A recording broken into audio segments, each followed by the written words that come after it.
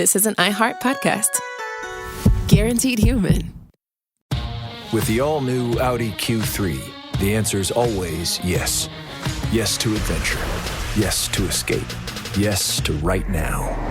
The all-new Audi Q3, made for the yes life. Support for the show comes from Public, the investing platform for those who take it seriously. On Public, you can build a multi-asset portfolio of stocks, bonds, options, crypto, and now generated assets, which allow you to turn any idea into an investable index with AI. It all starts with your prompt. From renewable energy companies with high free cash flow to semiconductor suppliers growing revenue over 20% year over year, you can literally type any prompt and put the AI to work. It screens thousands of stocks, builds a one-of-a-kind index, and lets you backtest it against the S&P 500. Then you can invest in a few clicks. Generated assets are like ETFs with infinite possibilities, completely customizable and based on your thesis, not someone else's. Go to public.com/podcast and earn an uncapped 1% bonus when you transfer your portfolio. That's public.com/podcast. Paid for by Public Investing. Brokerage services by Open to the Public Investing Inc. Member FINRA and SIPC. Advisory services by Public Advisors LLC, SEC registered advisor. Generated assets is an interactive analysis tool. Output is for informational purposes only and is not an investment recommendation or advice. Complete disclosures available at public.com/disclosures. Sink into affordable luxury. Anabay is the only machine-washable sofa, inside and out. With stain-resistant slip covers and a cloud-like frame duvet, everything goes right in the wash. Plus, the modular design lets you change the look of your space anytime. Visit WashableSofas.com to upgrade your home. Shop up to 60% off site-wide, with sofas starting at just $699 and a 30-day money-back guarantee. Shop now at WashableSofas.com. Offers are subject to change, and certain restrictions may apply. There's no championship league for small business owners, but if there was, you'd be at the top of the standings. Because going pro with Lenovo Pro means you've got the winning formation, one-on-one advice, IT solutions, and customized hardware powered by Intel Core Ultra processors help you stay ahead of the competition. Business goes pro with Lenovo Pro. Sign up for free at lenovo.com/pro. Lenovo.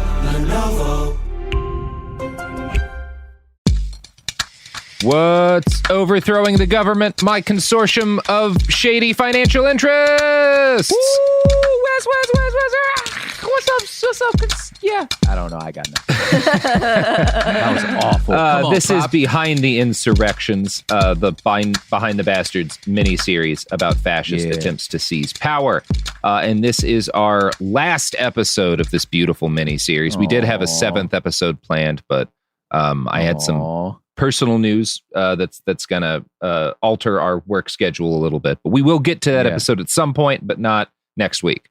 My guest with this one, as with always, on our mini-series, Jason Petty, a.k.a. Prop. What's up? Proper G's in the building. Now, Prop, I'm going to cut right to the chase. Have you heard of The Business Plot? No. Good. Well, one of the things that's fun about this is that one of our characters from Behind the Police is the main character of this story. Our old friend Smedley Butler. Yeah. The guy who ran the police in Philadelphia, the Marine general. Yes. So that's going to be exciting. Yeah. I know that guy. So The Business Plot is... There's a reason why you haven't heard of it. A lot of people have put in a lot of effort to make sure that people don't talk about this anymore. Imagine a cadre of plutocratic bankers, financiers, and media moguls all conspired to take over U.S. democracy and institute a fascist state hidden as a fake democracy. Shouldn't take a whole lot of imagination. Wait, that's what people say the record industry is. Yeah, the record industry, or the way a lot of our government works right now, like the fact that Janet Yellen had financial ties to one of the giant hedge funds that shut down the GameStop trading and stuff. Like, it may sounds familiar to people. But usually we're talking about it. Most people are talking about it, when we talk about like, well, there's a cadre of elites who control, the government.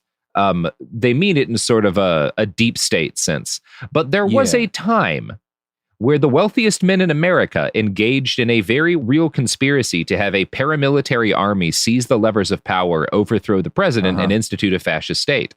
And there's people alive today who lived through it. It happened in the 30s. So yeah. This is a story people should know. I think you'll find this one interesting, Prop. So okay, this is good. This is gonna be one of those ones where I'm actually going in. Completely blind. This is a fun one. Yes. So our story starts with one of my favorite historical figures, as I told you, Major General Smedley Butler. We're talking about old Smedley again.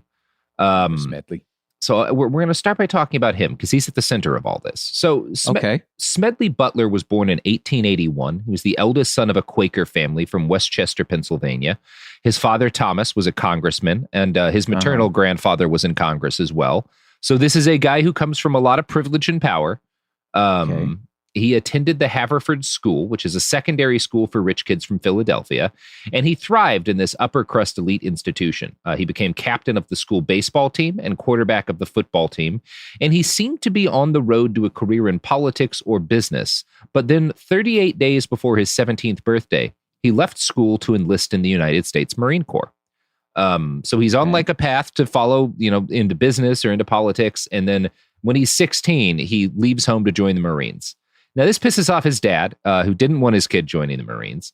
But the reason Smedley had joined is that the Spanish-American War had just started, which we chatted about a bit last week, and Smedley wanted to fight. So he lied about his age to the Marines and was commissioned as a second lieutenant. He landed in Guantanamo Bay, Cuba, shortly after it was captured, and he didn't see any action there. His unit was sent back to the mainland, and he could have been cashiered out, gone back into doing a business thing. But he decided to stay in the Marines and take a commission as a first lieutenant and go fight in the Philippines. He was not immediately good at war. He was initially tasked with garrison duty, which bored him so much that he just spent all of his time drunk. He was at one point relieved of command temporarily due to something he did in his bedroom, which is all that we know about the incident. He did something with alcohol in his bedroom that made his superiors be like, this guy can't be in charge of people for a while. Oh, Lord. Leave that man alone. Yeah. Fill in the blanks, Yeah, man. Let that man live. So in October of 1899, he saw his first combat action when he led 300 Marines to conquer a town from the people who, lived there, right? Like this is a brutal colonial war. It's still colonial. Got it. Like he's the bad guy, right? That we're the bad guys in that war. And Butler fell in love with battle, and with the Marine Corps. He just was very good at fighting. Like this is a really difficult, desperate situation, and he comports himself well. He's good at leading men in combat.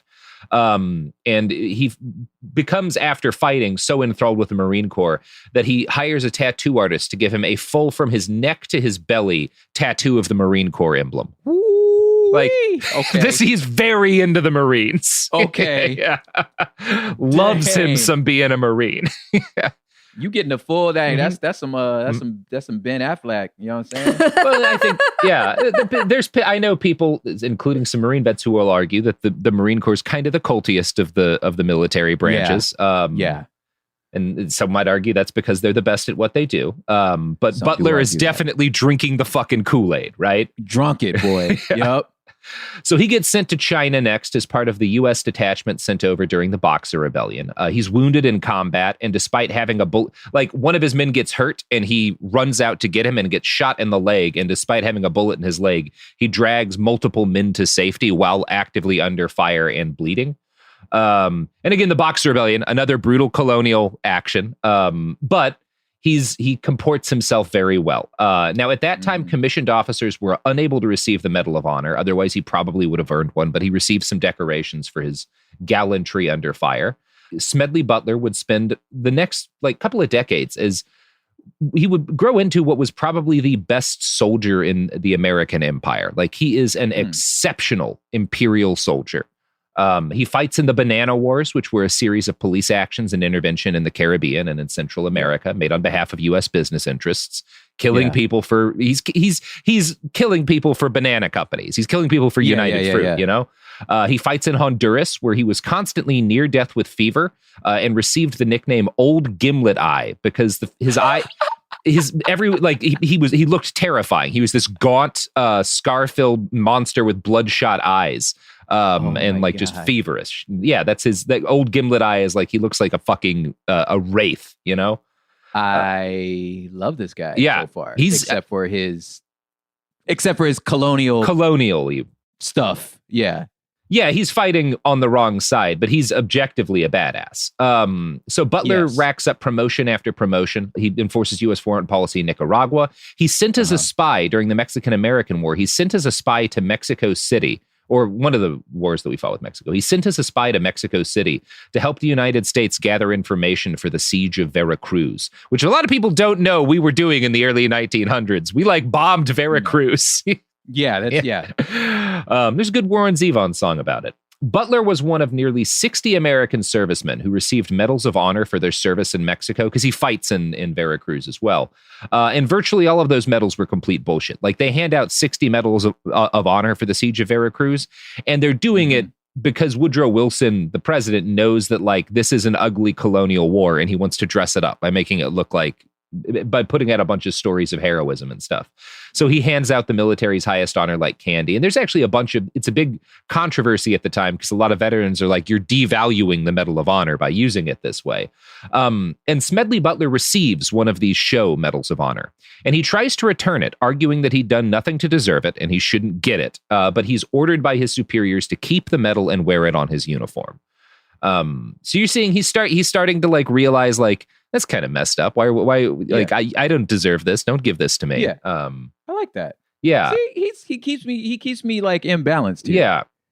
Yeah, you're gonna. He's a growth story, Smedley. Smedley's always changing. Especially knowing, because of the behind the police stuff. I know where this guy lands. Where I'm just why am I feeling any sympathy about you? Yeah. It's that's not even quite. Yeah, we'll talk about it. So in Haiti, Butler wins his second Medal of Honor. And this was one for actual fighting. His unit was sent into the country when the president was murdered by a mob. Butler and his troops were repeatedly outnumbered by insurgents, and over a long campaign succeeded in breaking the insurgency and establishing order for the U.S.-backed dictatorship. Butler himself helped organize the Haitian police, and in his own recollection, he and his men hunted enemy rebels, quote, like pigs. So again, he is a brutal soldier of empire, building the police force for a dictator. You have to kind of look at what? Yeah. It's not great. It's not great. Now, Smedley was promoted to brigadier general at age 37. He was and remains one of the most highly decorated soldiers in the entire history of the United States military. He's got 2 medals of honor. And he's as a general rule, generals don't get medals of honor. Certainly not 2 of them. They don't tend to be fighting guys, but Smedley is a fighting guy. He's not a stand back and give orders. He's a get stuck in kind of dude. He desperately wanted to fight in France during World War I, but he was not assigned combat duty. This is probably because by the later stage of his career, he was seen as politically unreliable due to the tendency he developed over the years to say exactly what he felt. Butler retired in late 1931. He ran for Senate in 1932, supporting prohibition, but he was defeated. And in the late stage of his career, while he's still in the Marines, is when he's running the police in Philadelphia during that brief tenure. So this is, our story starts after he took what he learned in Haiti and tried to apply it to the Philadelphia police. It didn't work out great, but he's kind of the father, in a lot of ways, one of the fathers of militarizing the U.S. police. Okay. And now he's retired. He tries to get into politics. He's not good at it. And by the early 1930s, Smedley Butler, who is probably the greatest soldier in any empire ever had started to change his mind on some things. A lot of this had to do with the Great Depression and a social movement that it spawned called the Bonus Army. The gist of it is that when the economy crashed, a bunch of World War I veterans found themselves unemployed, in a lot of cases homeless and starving. These guys had been given what were called service certificates in 1924, which was the government saying, we will pay you a bunch of money for what you did in the war, but not yet, because these were bonds. So they couldn't redeem them until 1945, right? And the idea was imaginary money. Yeah, imaginary money that in 30 years, this will be enough money to maybe retire on, but not now. But we're starving now, I can't wait another 15 years. Cool. So obviously, in 1924, this would seem like a good deal, but after 2 years of economic collapse, a lot of people just couldn't wait anymore. And in June of 1932, more than 40,000 veterans protested in Washington, D.C. They called themselves the Bonus Expeditionary Force, or the Bonus Army, and they advocated for Congress to pass an immediate soldier's bonus for serving in World War I. Now, again, we're all living through our own version of something similar. So you know what comes next. Congress adjourned without actually doing anything. Here we go. This pisses the bonus army off, and they started getting loud and unruly. So the cops shot 2 of them, which eventually provoked a riot. The whole mass of men set up this enormous camp in order to hold up and wait for Congress to do something, right? They like build a camp and they're like, we're not leaving until you give us some fucking money. The bill makes its way into Congress, but it gets defeated. Congress, based on some powerful financial interests, decides it's too expensive to pay these veterans. So they lose, they don't get their bonus, but the camp doesn't disperse. And when the camp doesn't disperse, the Hoover administration announces that it's sending in the army to evict the soldiers. Now, it was at this point that General Smedley Butler visited the camp. He told the soldiers that he thought they were well within their rights to lobby Congress. Corporations can. Why can't people like us, you know? He spent the night there with the men. He had breakfast with them. He told them they were good soldiers and he was proud of them. And a week or so later, he leaves. And a week or so later, America's most overrated general, Douglas MacArthur, disperses the crowd with a mix of men on horseback and poison gas. And this radicalizes Butler. Initially, he just becomes very anti-Herbert Hoover and advocates for Hoover to get his ass kicked in the election that year. And Hoover does lose re-election that year. It turned out to maybe be a bad idea. Can't turn on the people, bro. No. And he's a shit president in general. Yeah. So obviously FDR, Franklin Delano Roosevelt, wins the election that year. He becomes the president. He promises Americans a New Deal, which wealthy capitalists saw as a clear sign that Roosevelt was about to open the door to Soviet communism and take all of their money. God damn, man. Why are y'all so scared all the time, man? We're going to talk about that. There's an interesting story there. So one of the men who gets scared by the New Deal is a guy named Robert Sterling Clark, and he's the heir to the Singer sewing machine fortune. Everybody's seen a Singer sewing machine. That's the kind of money this guy has, you know? That's interesting, yeah. And we're talking Singer sewing machines in the 30s when everybody uses them all the time, every house had it. It's not a hobby. It's the only way you have pants. Another guy who got scared was a Wall Street financier named Grayson M.P. Murphy, and another was Prescott Bush, the father of President George H.W. Bush, and who was he really doesn't like the New Deal. Prescott Bush is an investment banker on Wall Street at the time. Yeah. So these 3 are the best known members of what came to be called the business plot, and we'll talk about them all a bit more. But before we get into their plan to overthrow the United States government and institute a fascist state, I should probably make it clear that a lot of rich Americans in the 1930s wanted to at least see FDR thrown out on his ass for suggesting that rich people be taxed to stop poor people from dying in the street. Again, not surprising to anyone living through 2021. It's not. It wasn't new then. I'm going to read. I found a very good summary of kind of this situation in the American culture at the time from a college thesis by Bradley Galka of the University of Albany that I really recommend reading. He does a great job of putting this all together. Quote. William Manchester, in his book The Glory and the Dream, describes the fear which upper-class Americans had of a lower-class revolt in the months before Roosevelt's inauguration. Among the propertied classes, he writes, the distinction between the poor, wanting bread, and a full-on communist revolutionary was often non-existent.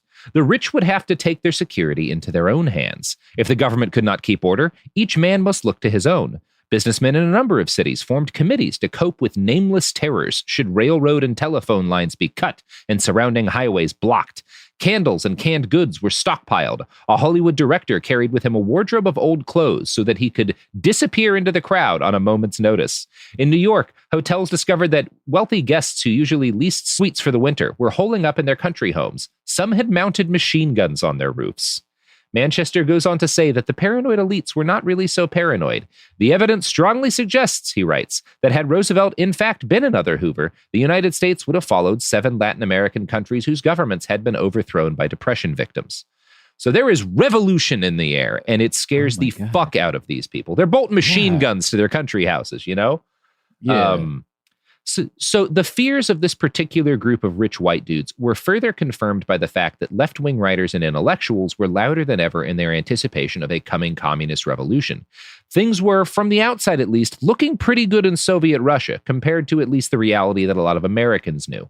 In 1932, the socialist presidential candidate, we used to have socialist presidential candidates, tripled his share of the vote from the 1928 election. So socialism is actually starting to do pretty well in American politics. Socialism was mainstream in a way that seems impossible now. One example of how mainstream it was, Governor Floyd Olson of Minnesota announced that he would not take any recruit for the National Guard who, quote, doesn't carry a red card, because he said, Minnesota is a left-wing state. Like, I'm only putting communists in the army. I'm the governor of Minnesota. What world is this? Okay. Yeah. So obviously, if you've got a left-wing governor of an entire state saying Minnesota is socialist and we're raising an army, a lot of capitalists are going to get freaked out. Whoa. Yeah. The right-wing governor of Kansas, Alf Landon, declared that, quote, the iron hand of a national dictator is in preference to a paralytic stroke. So the right is saying we need a dictator, and the left is saying we need an army. You might recognize this as kind of identical in rhetoric to both what you were hearing in Portugal and Spain before those countries had coups, right? Portugal was saying we need like an iron chancellor. Yeah, he's saying we need the iron hand of a dictator, you know? Yeah. Same rhetoric. Republicans were surprisingly, or perhaps not so surprisingly, willing to endorse outright fascism over socialism. Senator David Reed of Pennsylvania, a Republican, stated, if this country ever needed a Mussolini, it needs one now. Wait, you let that come out your mouth? Yeah. He let that come out his mouth. Okay. You're not thinking long game, big homie. Okay. Wow. No, long game, things turn out kind of upside down for Mussolini. But that's a story for another day. So, in saying this, Senator Reed was tapping into what was, at that point, more or less an American meme. A surprising love of Mussolini. Benito Mussolini was huge in America in this period. This is like the 20s and 30s. People love his ass. I did not know that. Yeah. I did not know, because I spent obviously during this time, I'm in Harlem. Yeah. Like, my whole history is what's happening with black people right now. You know what I'm saying? So I never even thought about, my Lord, like there was Mussolini stand. Yeah. Okay. Yeah, that's what's happening with white people at the time. That's crazy. They're getting real into Mussolini. Jazz. You know what I'm saying? We over here inventing jazz. You talking about Mussolini kind of fly. Like, dang, man. Look at that guy. Look at the way he wears boots. So historian John P. Diggins argues that a large number of American journalists in the 20s and 30s supported Italy's fascist regime from the March on Rome up to the outbreak of Italy's invasion of Ethiopia in 1935. That's kind of what stops the Mussolini honeymoon period when he gasses a bunch of people to death. Yeah. But up until that point, he's really big. Diggins writes that a large number of American journalists, quote, succumbed to fascist propaganda, and a few actually prostituted themselves in the pay of the Italian government. So Mussolini spends a lot of money trying to push articles and think pieces that would give fascism a positive reputation in the United States. He's bribing reporters and editors to write articles that make fascism seem good. Now, historian Gian Mignone notes that Mussolini spent particular effort influencing, quote, the financiers who needed to be able to count on favorable future conditions for their European investments. Mussolini's favorite target and his best friends in the United States were J.P. Morgan and his family. Oh, my God. There they are. There you go, dropping these names. Yeah. These out of nowhere names. Where you're like, wait, that guy, like, the story just turned so weird. It's J.P. Morgan. That's so weird that J.P. Morgan loved fascism. Turns out. Wild. This is when I wish I had one of those buttons so I could do the dun dun dun dun. Yeah. Now, another big Mussolini fan and his primary propaganda distributor was the press syndicate run by William Randolph Hearst. Also, big fan of fascism. Willie Hearst. So we'll talk a little bit more about Hearst in a bit, but I want to note that there were also some very good reporters at the time who saw what was happening, what Mussolini was doing, and who spoke out against it lucidly and properly.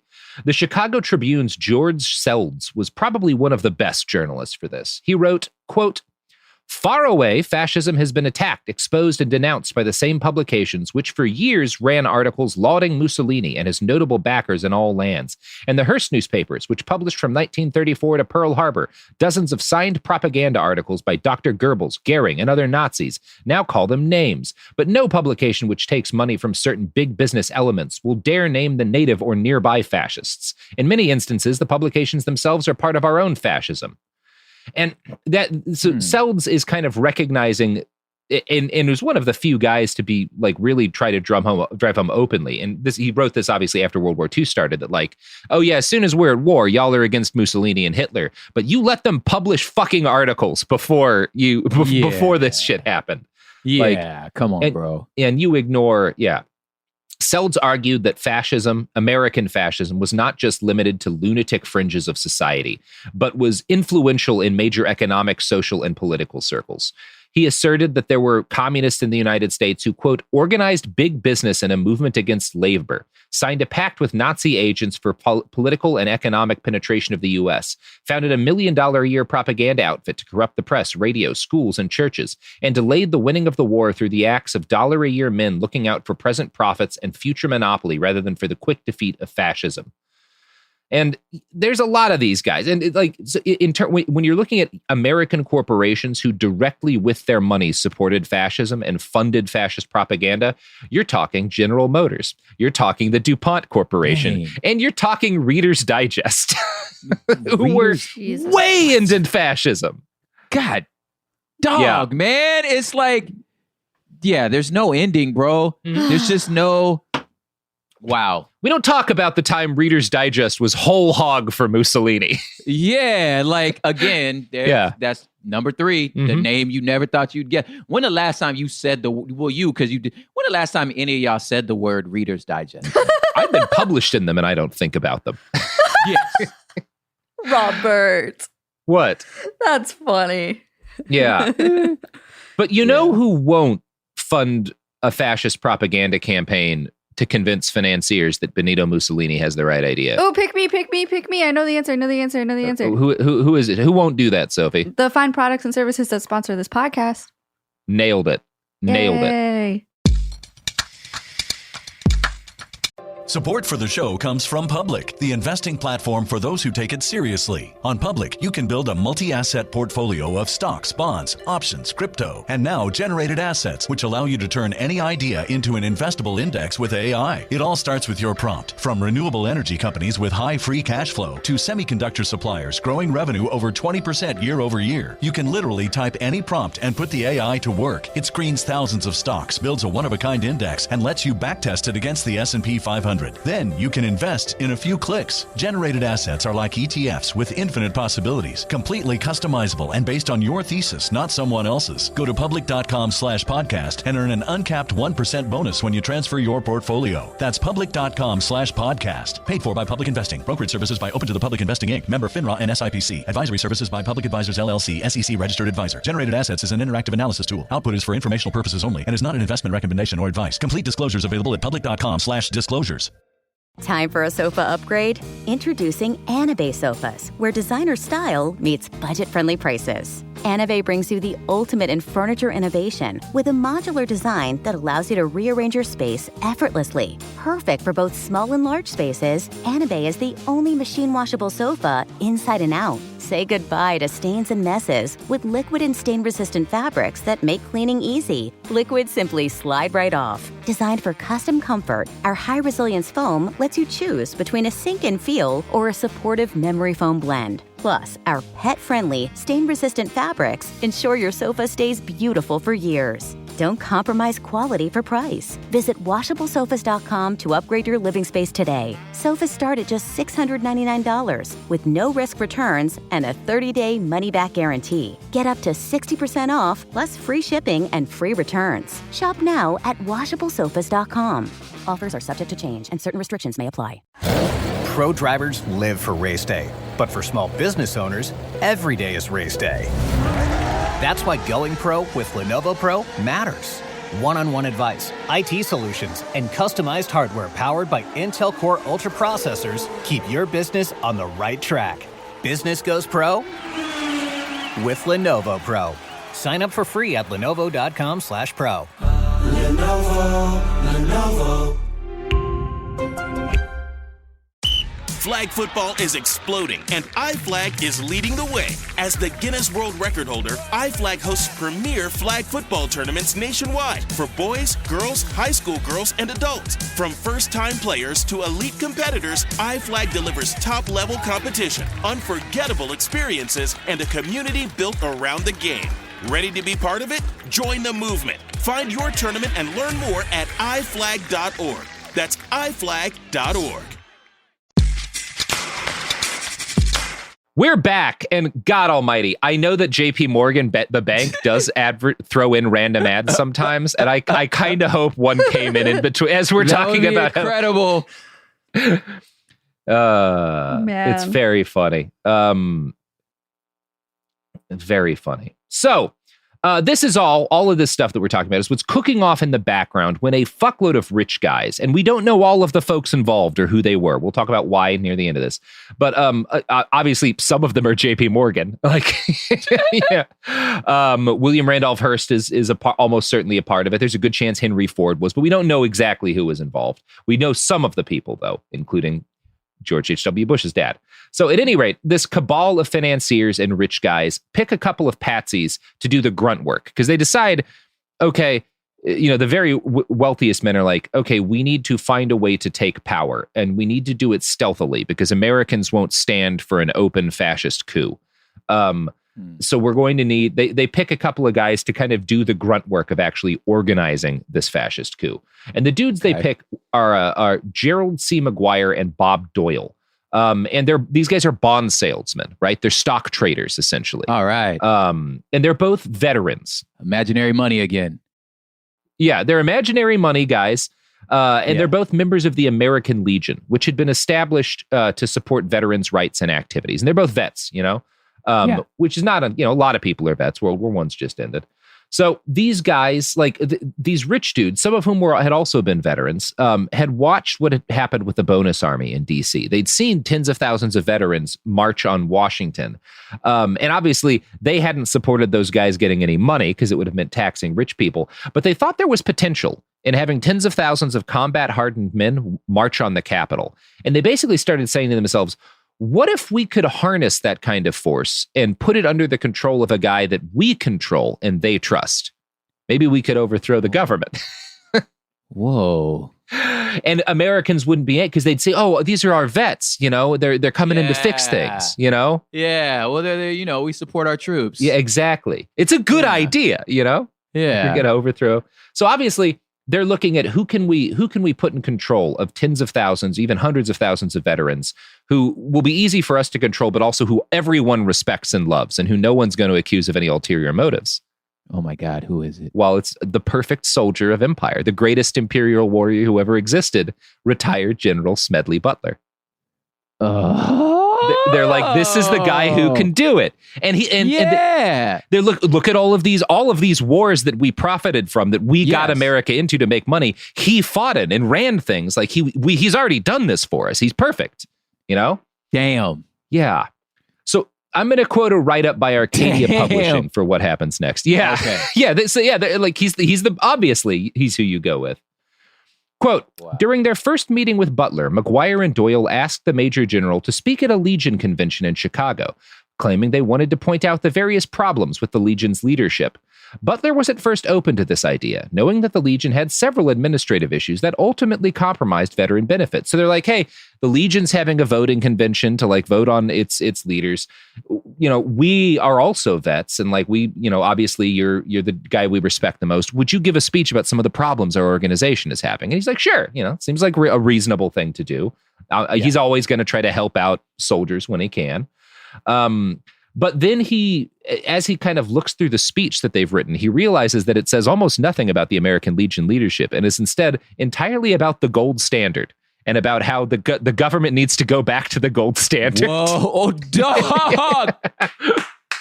Yo, I had to clap for that because I'm like, that is a juke. That is a really good juke. Mm-hmm.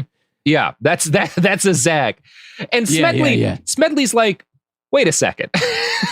What? I thought you wanted me to help get the American Legion working better. Why the fuck do I care about the gold standard? What the hell I care about that? Yeah. Yeah.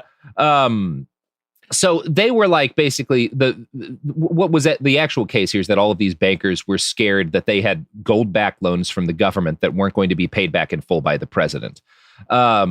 And, you know, they also kind of wanted to get Butler used to working for them as their agent and see if they could like use him further. It's a couple of things going on here. Yo, that is textbook rich guy, man. Very textbook rich guy. Like just right on the nose. And what they don't realize about Butler is that he's not the perfect imperial soldier anymore. By this point, he's become a socialist. And he doesn't bite. He actually thought McGuire might be mentally ill because what the guy was suggesting seemed so strange to him. And Butler's impression of McGuire didn't change over the next few months because the stockbroker keeps approaching the old general with new requests to address the American Legion for really incoherent what seems to Butler incoherent reasons. Okay. And so in August of 1933, Butler and McGuire meet again. And by this point, Butler had started to realize that McGuire was working for someone. He starts to piece together, there's a through line for all of these weird things he's asking me to do. There's got to be someone pulling the strings behind this. Now, because McGuire was the kind of guy who only valued money, he saw Butler's reticence and decided that, like, oh, he's not suspicious because I'm asking him to do weird things. He wants to know that I have backing. So he basically flashes a huge pile of cash in Butler's face. So rich guy only thinks that everybody thinks like rich guys. Yeah. Got it. Butler's like, it's weird that you keep asking me to make all of these bizarre political addresses to the American Legion. And McGuire's like, hey, I got $100,000. Great. Yeah, it's awesome. Yeah. But what are you talking about, though? Yeah. And this actually makes Butler more suspicious because in his mind, no honest man has access to $100,000. Keep it real, but like, I'm not supposed to like you, bro, but like, dang, that's a great answer. It's like, what? Well, he's changed at this point. Butler's, he goes through a very satisfying evolution. Okay. So McGuire admits that he has a backer. He says, like, yeah, I work as a bond salesman for Grayson Murphy, who's a wealthy Wall Street financier who'd also been a colonel during World War I, but not like a real, like his job had been coordinating with the Red Cross. He got a rich guy job in the army for the war, you know? So McGuire had paid $125,000 to underwrite the start of the American Legion because it starts after World War I. And he thought of it as an investment, right? Like Murphy's putting the American Legion together because he, as a really rich guy, is like, it's probably a good idea to have an organization of combat veterans who I can kind of direct, right? Yeah. There's a plot going on here. Of course. So Butler and McGuire start talking about McGuire's backers, and McGuire admits to Butler that his boss, Grayson, is one of 9 rich men who were trying to pay for a national convention of the American Legion in D.C. Now, by this point, Smedley Butler knew something very crooked was going on, and Bradley Galka writes, quote, Butler did not commit to anything, but rather waited and listened to what McGuire had to say. The two met at the beginning of September. When asked if he had begun recruiting men to go to the national convention, Butler said no. He told McGuire that he would not even consider cooperating unless he was allowed to meet with one of the principal backers of the plot. McGuire promised to set up a meeting as soon as was possible. True to his word, McGuire arranged for Butler to meet with one of the principals the following week. The man was actually an acquaintance of the general. His name was Robert Sterling Clark, known to Butler as the Millionaire Lieutenant. This is the singer guy. Clark had been a junior officer under Butler's command in China during the Boxer Rebellion. According to Butler, Clark had been a batty, sort of queer fellow who did all sorts of extravagant things. Called him a baddie? Baddie. Or like as in like how we say that girl's a baddie, or like as in batty? Batty. This kid, he goes to war with this guy and everyone knows this kid is a millionaire and he's weird, right? Like he's a rich kid, you know? He's a weird enjoyed rich that kid clarification. I was like, wait, what do you mean by a baddie? No. And I was like, wait, you calling him a baddie and then saying, well, he does queer stuff. I'm like, you just called him a baddie. Like, bro, like just, okay, now I get it. Yeah. You know? So let's clarify that. So make sure I'm following along. So at this point, Smedley's antennas are all like his spidey senses tingling all over the place. Like something not right. Yeah, something you know is saying? fucked. Yeah, and then he's like, and I don't trust you rich kids. Like, y'all ain't never seen no combat. You ain't got no blood on your hands. Man, you stayed on the porch the whole time. You wasn't running with the wild dogs. So so help me understand. And then he goes and he meets one of these rich dudes. He's like, hey, I remember this kid. Yeah. Oh, it's this fucking kid. Yeah. Yeah. Okay. And he's also, this is kind of the guy that Smedley's a very intelligent man. He thinks something is fishy and he's like, I want to go up the food chain. I want to follow the money up. I don't want to talk to you. I want to talk to the guy giving you money, you know? Yeah. So the general meets with Clark, this millionaire heir. And Clark's first question was whether or not Butler had read the speech that Clark had helped write for him. And Butler says, yes, but it looks as if it were a big business speech. There's something funny about that speech, Mr. Clark. Now, once it was clear that Butler knew he was being used for some purpose, even though he wasn't sure what that purpose was, Clark drops the act. So Butler says that, and Clark's like, okay, you know something's going on, so I'm just going to tell you the truth. And he tells Butler this, quote, you understand just how we are fixed. I have got $30 million. I do not want to lose it. I am willing to spend half of the $30 million to save the other half. If you go out and make this speech in Chicago, I am certain that they will adopt the resolution, and that will be one step towards the return of gold, to have the soldiers stand up for it. We can get the soldiers to go out in great bodies to stand up for it. And obviously gold isn't the end goal here, but that's how they want to start things. So that's how they're starting it. Okay. Yeah. And this guy admits, like, look, I am trying to use you to keep my money, and I'm willing to spend half of my money to keep the other half, you know? That's what's important to me, is continuing to be a rich man. Yeah. Now, in his later... That's there's some sort of like a kind of a dark and twisted, but kind of good financial advice in that. Like, I'll spend half of this if it's going to make my other half double. Yeah. Yeah. Or it's like... And he's also saying, like, I'm afraid that the decisions being made by this government will reduce my class. I'll lose it right? all. Yeah, you know exactly. That's what I'm saying. Like this, like dark. Like okay, this is why they wealthy. It's like, well, I'm not just sitting on this stuff, and I'm not willing to burn it all, but I'll spend on what's gonna protect the other half, and increase the other half. Yeah, you know what I'm saying? It's how rich guys think, you know? It's how rich guys think. That's my point. Yeah. This enrages Butler when he said, like, Butler is kind of barely able to keep himself from just like flipping out at this guy. Because Butler, he had been obviously an imperial soldier, but his entire career, his focus, the thing that kept him going was the well-being of the soldiers under his command, right? He had risked his life repeatedly and been wounded to protect the men under his command. And this rich guy is saying, I want to use your fellow soldiers for my own, to keep my money. And Butler's like, fuck that. And fuck you. Yeah, like, you know, at this point, we done. Yeah. Now, at this point, Smedley didn't quite realize that his entire career up to that point had been doing the same thing in other countries, right? Had been like risking the lives of his men to protect the money of rich people and grow their... He doesn't quite get that yet. Yeah, but he sees that he understands what this guy's trying to do now, right? Yeah. So he gets angry and he tells the millionaire how he feels. I took an oath to sustain democracy. And that is what I'm going to do and nothing else. I am not going to get these soldiers marching around and stirred up over the gold standard. What the hell does a soldier know about the gold standard? Damn.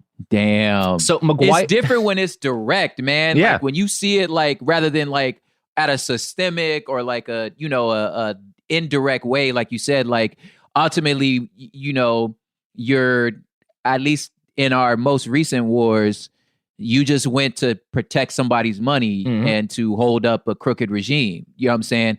But if somebody couldn't, but if your general stood up to you and just said, hey, homie, this place got oil, so we need to kill these people to get it. Like you would be like, I'm not finna do that. You know what I'm saying? I'm not gonna do that. Yeah. I'm not gonna do, what are you talking about? You know what I'm saying? But like when it's in your face, the way it was with him, he's like, no, listen, here's the thing. I'm rich and I might lose it. So I need you to go get my money. Yeah. And this is a bit of a spoiler. It being this direct for him is what helps him realize what the rest of his career had been. Right? Dang, like this really is crisis. We're not quite there yet. So McGuire, like, Butler's like, I am not going to do this thing for you. I'm not going to go fucking put my neck on the line for the gold standard. And McGuire's like, all right. And he's like, can I use your phone? And while Butler listens, McGuire gets on the phone in Butler's house. So funny, or not McGuire, Sterling gets on the phone in Butler's house, and he calls McGuire, the guy who was his gopher, and tells him that Butler's not coming to the American Legion convention. And Sterling tells McGuire to use $45,000 that he'd given him to flood the convention hall with telegrams urging a return to the gold standard. And that's exactly what happens at the convention. The telegrams flow in, and the resolution is passed condemning like the move away from the gold standard. And Sterling kind of does this to show off to Butler, like, okay, well, if you're not going to do this, let me show you what I can accomplish. I can just pay $45,000 to get fucking flyers put up, and we'll flood them with propaganda and make it happen. And Butler takes this as the lesson that it is, right? That these are powerful men, and this is like, they do have the ability to make this shit happen. So for a little while, that's kind of all it is. It's this weird thing over the gold standard, and Butler, it feels off to him. But he doesn't think much more about it until the next year, August of 1934, when Gerald McGuire comes up to his house again, and he and Butler meet. And McGuire tells the general, quote, "The time has come to get the soldiers together." And McGuire, who's a veteran himself, is referencing the bonus army. He's basically coming up and being like, hey, the things are still hard for veterans. Why don't you and I work out something where we can like get another group of soldiers together and maybe march them on Washington? And Butler's like willing to have this conversation, right? Yeah. He's not willing to do the gold standard thing, but like, oh, you're talking about getting people together because veterans need some money. Absolutely. That's my whole thing, is taking care of vets. Yeah. Okay. But then the conversation turns. McGuire tells Butler that he'd just gotten back from an overseas trip, and it wasn't a vacation, but his wealthy backers were paying him to go scouting. And this is what McGuire says, quote, "I went abroad to study the part that the veteran plays in the various setups of the governments that they have abroad.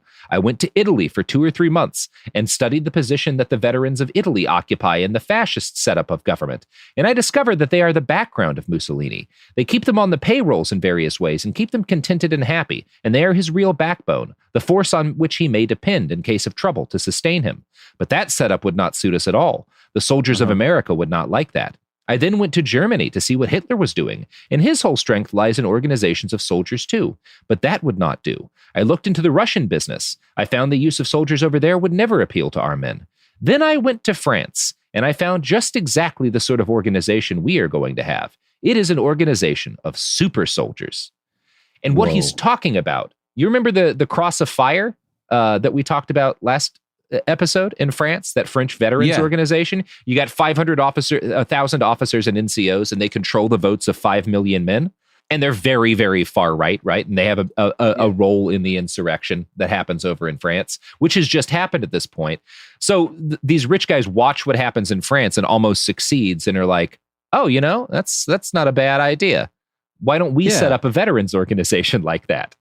Okay. Yeah, so that's what McGuire's like, we need to build the same thing that they have in France, because if we can get 5 million votes or so, like a coalition of 5 million votes, we can win any election we want. We can get rid of, Roosevelt, or we can march them on the Capitol, if we have 500,000 soldiers.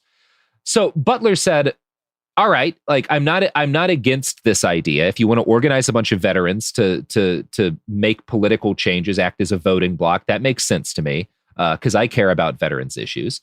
But what do you want to use them for, right? Why are we building this? Like, because he's still suspicious of this guy over the gold standard. Yeah, I still don't know what you're doing. Yeah. And McGuire assures him, like, no, they're going to support the president. That's what we want them to do, is to kind of support the president and his efforts to fix the economy.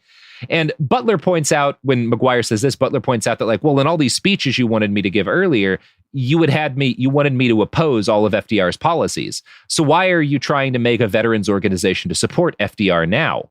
And McGuire responds, don't you understand that the setup has got to be changed a bit?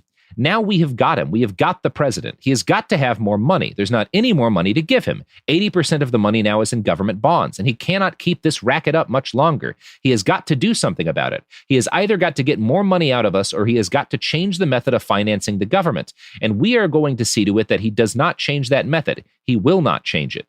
They're worried about him, like, going into debt and devaluing the dollar and stuff. Yeah. So Butler sees where this is going, and he asks McGuire straight up, the idea of this great group of soldiers, then, is to sort of frighten him, is it? McGuire, lying, said that no, they don't want to scare FDR. They just want to support him.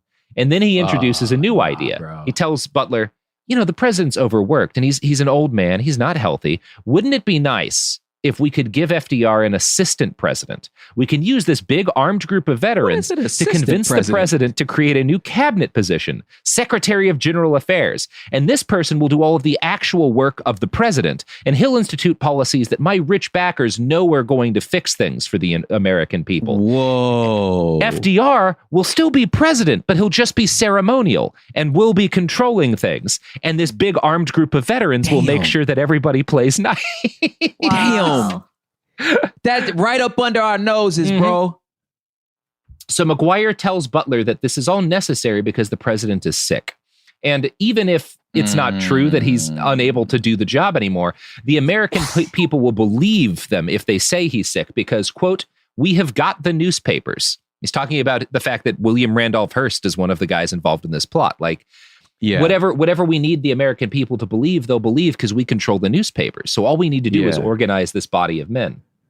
Okay. So in suggesting this, McGuire's rich backers were looking to treat FDR kind of the same way Mussolini treated the King of Italy or Hitler treated Hindenburg in his last months. Of course, McGuire didn't point this out to Butler, but he asked, would you be interested in heading up this super organization of veterans that we're going to use to take power? So he's all on the table now. Like, we're going to take over the government. We're going to do it in a way that's not obvious. We're going to use the newspapers to make sure people don't know that we've just stopped FDR from having any power. And if things are going to be run by the rich. So he's like, do you want to be the guy who leads this army of veterans into the Capitol to demand these things? And Butler responds, I'm interested in it. I'm interested in this veterans organization, but I don't know about heading it. I am very greatly interested in it because, my one hobby is maintaining a democracy. If you get these 500,000 soldiers advocating anything smelling of fascism, I'm going to get 500,000 more and lick the hell out of you, and we'll have a real war right at home. He's a direct man. Yeah. I love it. He's like, look, man, you know how many wars I fought? You think I'm scared of you? And this, like, if you do this and I think you're trying to create a fascist state, I'll raise an army and I'll win. Like, you don't know shit about this. I'm an actual war vet. Like, I actually know the veterans. Yeah. Yeah. So this makes McGuire backpedal a little bit. He's realized he's maybe he was maybe a little bit too open about what they were planning to do. And he insists like, no, we're not trying to overthrow. We just want to support the president. We're not trying to take power. We want to support him. And Butler says, well, if that's the case, you're going to need a lot of money, right? This is not going to be a cheap thing to do. And McGuire's like, well, we've got $3 million on hand, Yeah, and money ain't a problem, bro. Money ain't a problem. We get access to $300 million if necessary. Yeah. And so Butler, again, is like, who in the fuck is putting up this money? Honest men don't have $3 million to throw around. And so he's like, where are you getting all of this money? And I know it's not just Clark or Sterling, the guy that I had met earlier.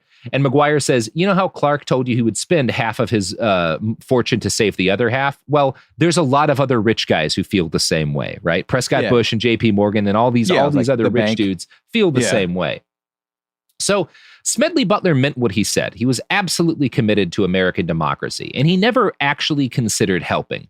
But he knew the danger of what he was hearing, and he wanted to be able to expose it. And to do that, he was going to need a corroborating witness. So his goal now becomes, I need someone else credible to be witness to the whole plan so that we can go testify to Congress. Just in case. Dude, this dude's antennas are like, they are attuned, because to be like, you can't just be like F you and storm the room, because these people don't need you. They'll find somebody else. You know what I'm saying? And it's like the understanding that like just that power play, when you in a room with people that wealthy, they always feel like they in charge, but that power is given to them. But if you don't give a shit about their money, you know what I'm saying, then the power don't matter. You know what I'm saying? Then you realize really what's happening here. It's like, oh, wait, y'all got all this money and you still need this meeting with me. So there's some, you know what I'm saying? So like, and he had his antennas enough to be like, I need to make sure, because it's not like these people can't put me away. I need somebody over here to watch all this happening because they wielding all this power. And I am, you know what I'm saying? Like right now I'm in their good graces. Right now they still hungry for me. So let me make sure I'm playing this. Dog, Smedley, his antennas are hard. I love it. Yeah, no, he's thinking. He's thinking. And I'm going to quote from that write-up by Arcadia Publishing again for what happens next. Having previously worked as the police captain of Philadelphia, Butler reached out to a Philadelphia Record writer, Paul Comley French, who agreed to meet with McGuire as well. During this meeting, McGuire told French that he believed a fascist state was the only answer for America and that Smedley was the ideal leader because he could organize 1 million men overnight. So French, the very skilled journalist, comes in and kind of on the guise of like, yeah, you want the press on your side. Let's talk about what you're trying to do. And he's like, French is clearly a good interview and gets McGuire to admit like, yeah, we want to make a fascist state. It's the only way forward for America. And Butler's the best guy to do it. So French takes detailed notes after all of these meetings. He would later tell Congress, quote, during the course of the conversation, he continually discussed the need of a man on a white horse, as he called it, a dictator who would come galloping in on his white horse. Damn. He said that was the only way, either through the threat of armed force or the delegation of power and the use of a group of organized veterans to save the capitalistic system. Speaking of capitalistic systems. Speaking of capitalism, you know who won't incite a fascist revolution? I mean, hopefully. Fingers crossed. I have something to tell you at this ad break that just broke in the news, but I guess I'll tell you now. Jeff Bezos just stepped down as CEO of Amazon. What the fuck is happening? He's transitioning to an executive chair role. Something's about to go down. Yes, I have some theories. Woo-hoo-hoo, that's big. Take this break. Yeah. We're off. Well, what are your theories? Something's fucking happening. Yeah. So here's my theories. I think there was two things going on here. I think one is he's like, I would like the money without the headache. So let me just let somebody else have a headache. I'm just going to take the money. It says, this is from obviously the Washington Post because he owns it. Yeah. Bezos will step down from the role after founding the company more than 20 years ago, ushering a new era for the e-commerce merchant giant. Current Amazon Web Services chief Andy Jassy will take on the mantle of CEO. I don't like. I don't like that word mantle. First of all, yeah. But I think the money from the web support platform services is now outpacing the products. I agree. So they like, we need to move that way. Number one, and number two, I'm positive they're gonna break the company up. They're gonna break the shit up because it's gonna be a monopoly. So. Yeah. And he's like, I better get out now. They're gonna break the shit up. I really hope so. It should be broken up. It should be. It's too much of a business. You can't be the grocery store and the groceries. Yeah. I think he just wants to go off into the moon and just spend the rest of his life. Like, you want to be. No, I want all the money without the headache. No reasonable person would be worth $100 billion plus and want to keep doing a job. Why do you keep working? Yeah. Go fill an island with, I don't know, no more rich white guys with islands. I veto that. It's what they always do. Yes, but at the same, it's like you don't make $100 million to keep working. It's like he'll never spend this. You will never spend this money. It's like the only billionaire who's ever made sense to me is one of the Google founders who like spent hundreds of millions of dollars making a house blimp. And it's like, yeah, that's rad. Like, yeah, you live on a fucking blimp. You know what I'm going to do? I'm going to live on a blimp. Like, I can never, you can't even give it away. There's not enough hours in the day. You're not going to live enough years to spend this. Yeah, you couldn't. Yeah. All right. Support for the show comes from Public, the investing platform for those who take it seriously. On Public, you can build a multi-asset portfolio of stocks, bonds, options, crypto, and now generated assets, which allow you to turn any idea into an investable index with AI. It all starts with your prompt. From renewable energy companies with high free cash flow to semiconductor suppliers growing revenue over 20% year over year, you can literally type any prompt and put the AI to work. It screens thousands of stocks, builds a one-of-a-kind index, and lets you backtest it against the S&P 500. 100. Then you can invest in a few clicks. Generated assets are like ETFs with infinite possibilities, completely customizable and based on your thesis, not someone else's. Go to public.com/podcast and earn an uncapped 1% bonus when you transfer your portfolio. That's public.com/podcast. Paid for by Public Investing. Brokerage services by Open to the Public Investing Inc. Member FINRA and SIPC. Advisory services by Public Advisors LLC, SEC registered advisor. Generated assets is an interactive analysis tool. Output is for informational purposes only and is not an investment recommendation or advice. Complete disclosures available at public.com/disclosures. Life gets messy. Spills, stains, pet accidents, and kid chaos. But with Anabay, cleaning up is easy. Our sofas are fully machine washable, inside and out, so you never have to stress about messes again. Made with liquid and stain-resistant fabrics, that means fewer stains and more peace of mind. Designed for real life, our sofas feature changeable fabric covers, allowing you to refresh your style anytime. Need flexibility? Our modular design lets you rearrange your sofa effortlessly. Perfect for cozy apartments or spacious homes. Plus, they're earth-friendly and built to last. That's why over 200,000 happy customers have made the switch. Upgrade your space today. Sofas start at just $699. Visit washablesofas.com now and bring home a sofa made for life. That's washablesofas.com. Offers are subject to change and certain restrictions may apply. Pro drivers live for race day, but for small business owners, every day is race day. That's why going pro with Lenovo Pro matters. One-on-one advice, IT solutions, and customized hardware powered by Intel Core Ultra processors keep your business on the right track. Business goes pro with Lenovo Pro.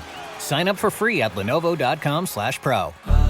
Lenovo. Flag football is exploding, and iFlag is leading the way. As the Guinness World Record holder, iFlag hosts premier flag football tournaments nationwide for boys, girls, high school girls, and adults. From first-time players to elite competitors, iFlag delivers top-level competition, unforgettable experiences, and a community built around the game. Ready to be part of it? Join the movement. Find your tournament and learn more at iflag.org. That's iflag.org. We're back. What a great time.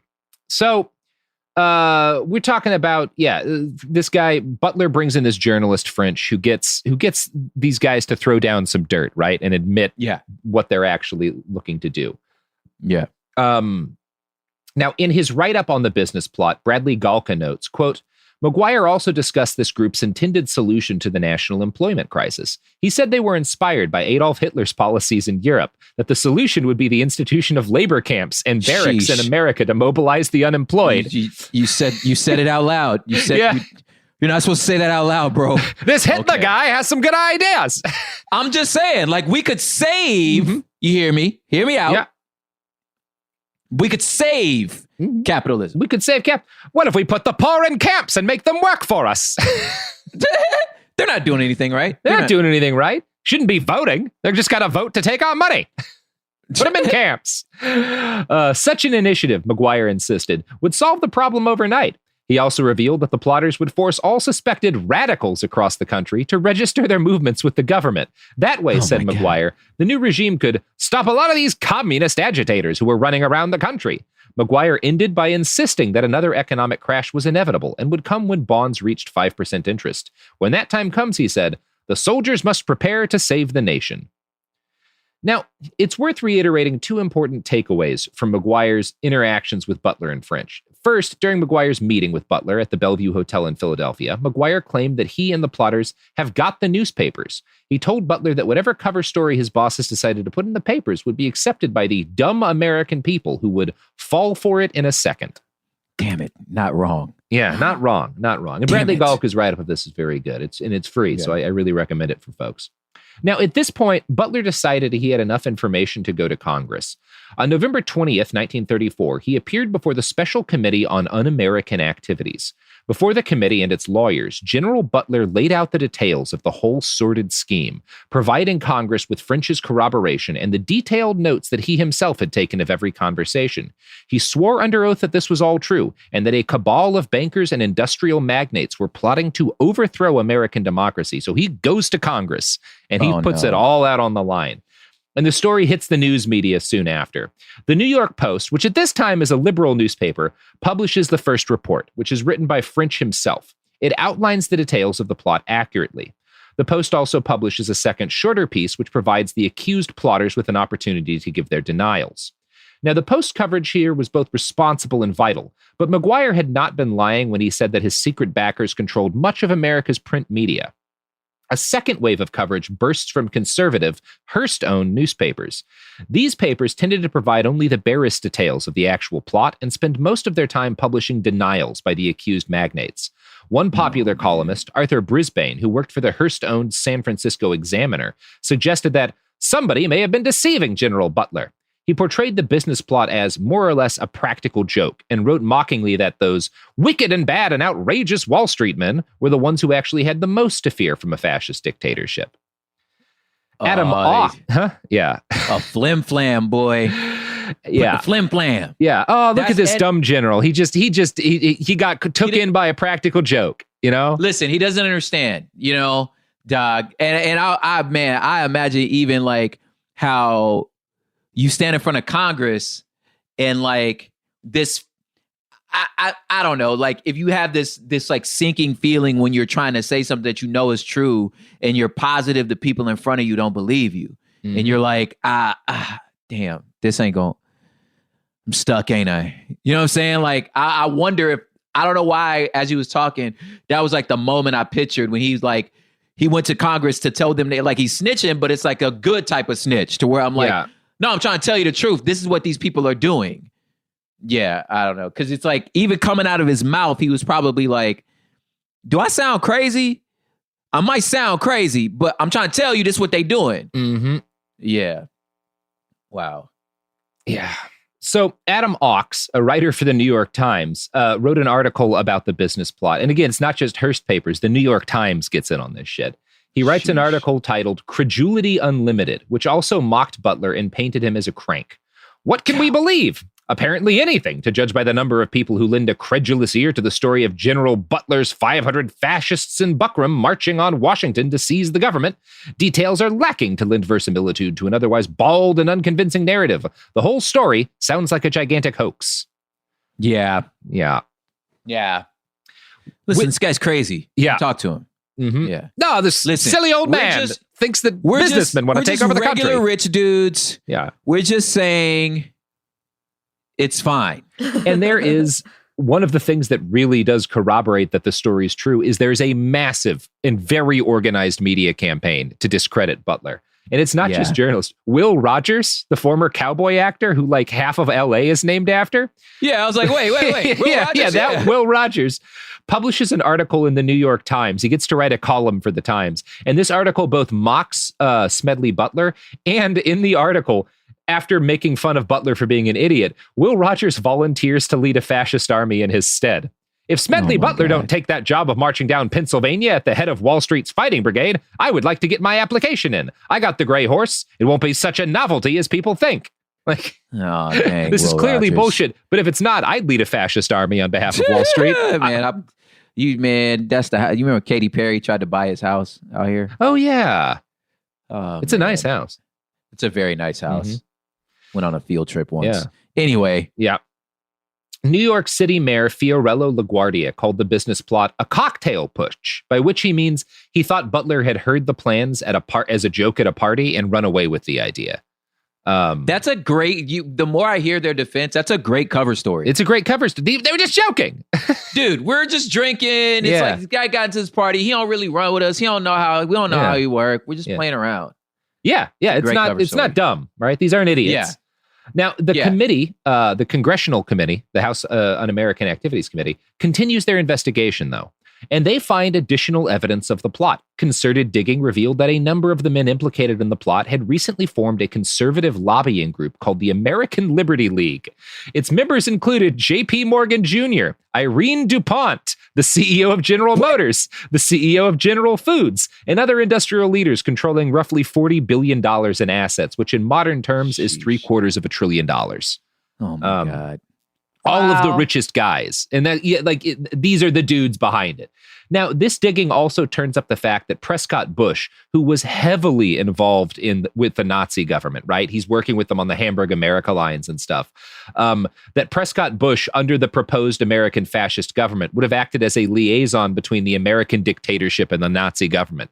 So George W. Bush's grandpa volunteered for the job of liaising between a fascist American state and the Nazis. Was like, oh, I love the Nazis. I'd be perfect at this job. What? Yeah. Prescott Bush. So, and then gave birth to presidents. Mm-hmm. 2 of them. Well, his wife gave birth to presidents. Let me clear that up. Sorry, ladies. He didn't give birth to nobody. Yeah, okay. He donated genetic material that led to 2 presidents, both of whom were trash. So, the committee, after its investigation, never releases an official report on the business plot, but they do give a report to Congress. And in it, they say that they, quote, That's so trash. Oh, it's about to get trasher. Okay. But before it gets trash, the committee goes to Congress and they say everything we checked out that Butler said, we were able to verify. They say that they, quote, had received evidence that certain persons had made an attempt to establish a fascist organization in this country.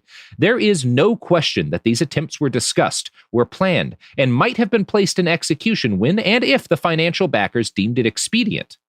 The names of the individuals involved, they said, would have to be kept secret until they could be investigated and their complicity verified. So they're like, we looked this up and we found a lot of evidence that it was true, but we can't confirm anything 100% yet, and we're not going to give the names of the individuals we found evidence about because we haven't finished the investigation, right? Which sounds reasonable. That's how it's supposed to work, but they never finished the investigation. Oh, man. After saying, hey, we've corroborated everything you said. Okay, cool. And we don't know why the investigation doesn't get finished. There are some theories, and I'm going to quote the Washington Post for one of them. According to journalist John Buchanan, speaking to the BBC in 2007, this was probably because Roosevelt struck a deal with the backers of the plot. They could avoid treason charges and possible execution if they backed off their opposition to the New Deal. Sally Denton, an author who wrote a book about the business plot, thinks the press may have ignored the report at the urging of the government, which didn't want the public to know how precarious things might have been. So the government that was threatened by this may not have wanted it to be super public knowledge, right? Just like I don't think it's a good idea for people to know how close they came to overthrowing us. Yeah. You should know this. Yeah, and FDR probably sits down with these rich guys and is like, look, we can hang you and it'll be ugly for everybody. Like, there will be consequences. It'll suck for me. Like, dog, listen. Or you shut the fuck up and let me do the New Deal, you know? I love it, man. The brand, listen, this is bad for everybody. Mm-hmm. Everybody loses. Yeah. I'm going to cut your head off. Mm-hmm. But I love it. Good job, FDR. Yeah, I mean, it was I don't know. I'm not going to say it was the right thing. I think it would have been better to prosecute these guys, but totally. He's in a rough position. He does what seems like the best thing to do at the time. Now, based on her research, Sally Denton believes that had Smedley Butler gone along with the plot, it would have succeeded. And he might have been the only person capable of leading that fascist coup who also would have refused to do it. It is hard to overstate how lucky we are that he was the man they went to, right? Wow. Like the one guy who had that kind of respect among veterans, who had that kind of talent and that kind of experience, and also doesn't give a fuck about money, right? Like, yes. With the perfect combo. Yeah. Damn. Because he could, if he even wanted it and cared about money, he could even extort these dudes. Yeah, he could. You know what I'm saying? They're promising, like, we'll take care of your family. Your kids are never going to have to worry about anything. Damn right you going to take care of my family. Yeah. You know what I'm saying? You take care of my neighbor's family. You finna take care of my children, they children. You finna take care of us until the 2020s. But he instead decides the thing that I swore an oath for was to defend democracy. Amazing. And that's what I'm going to fucking do. And for his part, the business plot seems to have been the final straw in Butler's radicalization. He realizes after having been these rich guys trying to use him as a pawn, that's all he'd been doing his entire career as a soldier. He'd been a pawn of the rich. In 1936, he votes for the socialist presidential candidate. In 1935, he publishes a short book based on a series of speeches he starts traveling around the country delivering a speech titled "War is a Racket." And I'm going to read you a summary Butler wrote of his own book that kind of explains where this goes.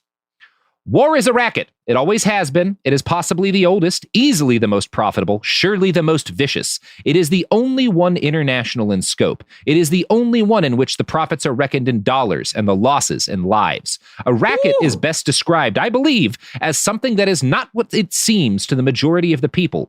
Only a small inside group knows what it is about. It is conducted for the benefit of the very few, at the expense of the very many. Out of war, a few people make huge fortunes. Damn. And there's a lot of good quotes from this and from Butler in general.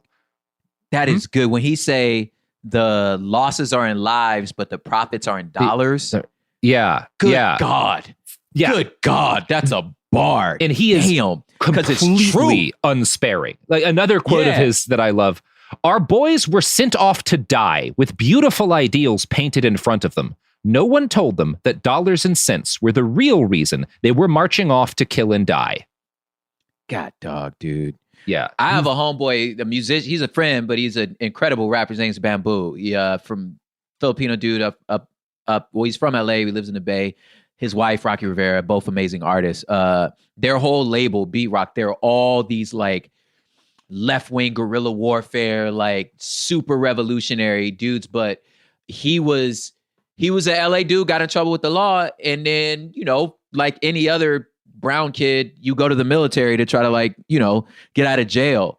And kind of the same scenario. He came out of that so radicalized, so ready to be like, this is all bull. And I will never send another child. You know what I'm saying? He's not at all a pacifist. Don't get me wrong. Yeah. Like the brother got a collection of like ancient island weapons, let alone guns. You know what I'm saying? So he ain't no pacifist, but he's like, I'm not dying for someone else's pockets. Yeah, it's like, dog, this is crazy. Yeah, and Butler is that. Like, Butler's not a fascist or not a pacifist, and he's not anti-military. He loves the military. Yeah. He hates what it's used for. And when he's delivering these speeches, he's trying to get Americans on board with a complete reformation of the military. He believes that it should only ever be defensive in nature. And in order to make it that, he thinks the Navy should be limited to operating within 200 miles of the coastline, and the Army restricted from ever leaving the confines of the continental United States. Damn. Yeah. Now that same year, interesting. Yeah. Okay, because he's trying to he thinks we need a military. We have to find a way to stop bankers from being able to use it to fight wars for profit. That's the problem. Wow. In that same year, 1935, Butler gives an interview to Common Sense magazine where he tells the nation, quote, I spent 33 years and 4 months in active military service, and during that period, I spent most of my time as a high-class muscle man for big business, for Wall Street and the bankers. In short, I was a racketeer, a gangster for capitalism. Oh, I remember that quote. Yeah. I remember that quote from the police one. Yeah, he was just like, man, I'm just a goon. I was just a goon. Yeah. Just muscle, just a goon. And this needs to be in, dog, I wish. There's a reason it's not in your history textbooks, you know? Like, this needs to be in every history book. You know what I'm saying? Because the reality is we don't have, like, as you were talking, I was like, is there any figure in America now that could do that? And I'm like, I don't know. Only the imaginary one. Like, what was the movie? The American Sniper? Was that movie? Yeah.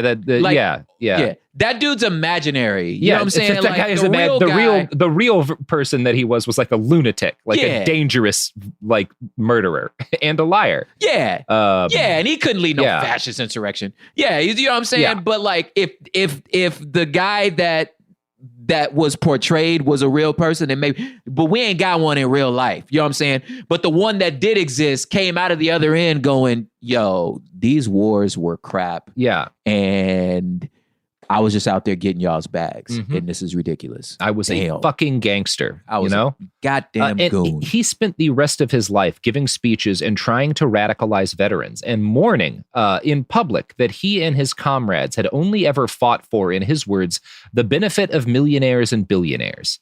He insisted that he had named names to the committee, that he had given the names of the people involved, but that those names had been removed from his testimony before it was made public.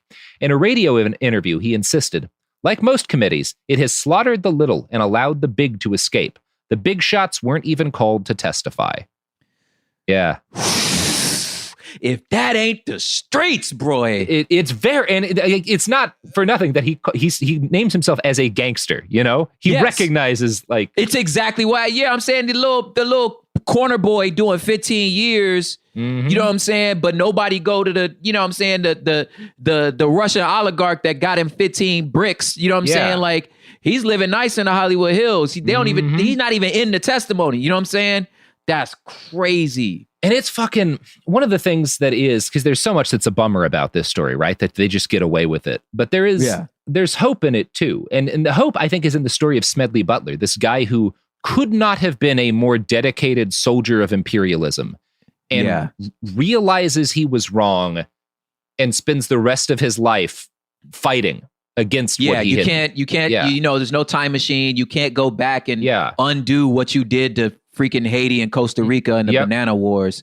You can't go back and redo that, but I can do my best to pay it forward. That's good, man. Yeah, it's a real story of redemption and of a man who you got to respect the amount of self-knowledge to be able to admit, I spent 33 fucking years as a gangster. Yeah. My friends died in a gang war over money, you know, like over money. That's not even ours. Yeah. But we don't even get to collect. Yeah. Big Sean on the last record was like, dude, y'all dying over street corners you don't even own. Like, and it's like, that where you just like, we don't even own these projects. We don't own these property. Dang, that's crazy. Yeah. Anyway, that's the business plot. So it happened here. It happened here. And the only reason it didn't happen all the way is that there happened to be one really good man in the middle of it. Dang, that is crazy. Yeah. So thanks, Smedley Butler. Right? We appreciate you. One good dude. Yeah, and I will say, I think that's maybe another one of the optimistic things to take out of it, is that it is a story of sometimes a single person with the right, who is willing to make a moral stand, can be the difference between calamity and not calamity, you know? Yeah. Wow. Anyway. Wow.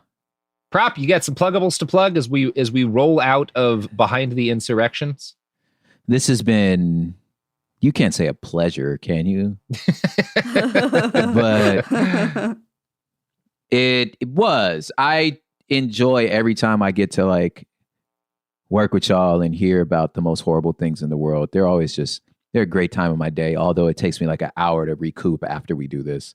But yeah, thank you so much again for having me. PropHipHop.com. If this, as of the day that you're hearing this, which is Thursday, right? Is this a Thursday one? Yeah. I will be dropping new music the next day, Friday morning, new video, new music. So please go to prophiphop.com. You can subscribe to the YouTube, get on Spotify. I'll have a ton of new music.